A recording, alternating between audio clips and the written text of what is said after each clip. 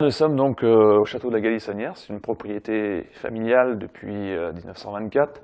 Le château de la Galissonnière, c'est 32 hectares, dont 29 répartis en muscadet, muscadet sévrémène. Et on a 1,5 hectare de chardonnay, qui nous sert plus en vin de pays et vin effervescent, et 1,5 hectare de cabernet franc, où là on est encore sur des vins de pays majoritairement rosés. Le terroir, c'est un terroir assez spécifique au vignoble nantais. Il est issu du gabbro, donc c'est une roche volcanique. Ce sont les prémices du massif armoricain qui arrivent ici et qui donnent une particularité de vin assez tardif en termes de maturité, mais des vins avec une extrême souplesse et une extrême complexité. On va partir tout d'abord du muscadet générique, le muscadet d'appellation contrôlée. On va passer par les muscadets sur lit. Donc là, en termes des sur-lits, on a 3 cuvées différentes qui se caractérisent plus par l'âge de la vigne, qui ont donné des vins plus frais, plus nerveux sur de la jeune vigne, et des vins tout en élégance, tout en souplesse, en travaillant sur des vieilles vignes.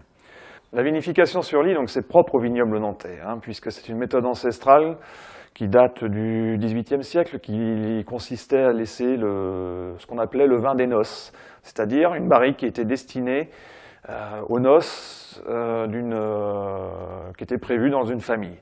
Et donc de là, on laissait le vin sans jamais le soutirer pendant tout l'hiver. On le laissait dans une barrique sans le soutirer. Et c'est ainsi qu'est venue la vinification sur lit, puisqu'on s'est rendu compte qu'en laissant le vin au contact de la lie, donc son dépôt naturel, pendant 6 mois, c'est-à-dire du mois de septembre jusqu'au mois de mars, on se rend compte que le contact de la lie va amener plus de fruits, plus d'arômes, et un léger gaz aussi qui va se traduire un petit peu par le côté si pétillant du muscadet, si perlant, qui amène tout le charme en fait au muscadet. En dehors de cela, nous avons des cuvées communales que nous travaillons avec un groupement, donc Vignerons du Palais. Et là, on travaille sur vraiment des vins haut de gamme. Donc là, je parle de Jubilation Le Palais et de la fameuse cuvée Overdose qui reste encore un mystère pour certains. Et c'est vraiment une technique très intéressante au niveau de la récolte et au niveau de l'élevage, puisqu'elle consiste à laisser une barrique reposer sous terre pendant 600 jours. Notre rapport avec le vin, c'est surtout avant tout une passion, voire même un peu de folie.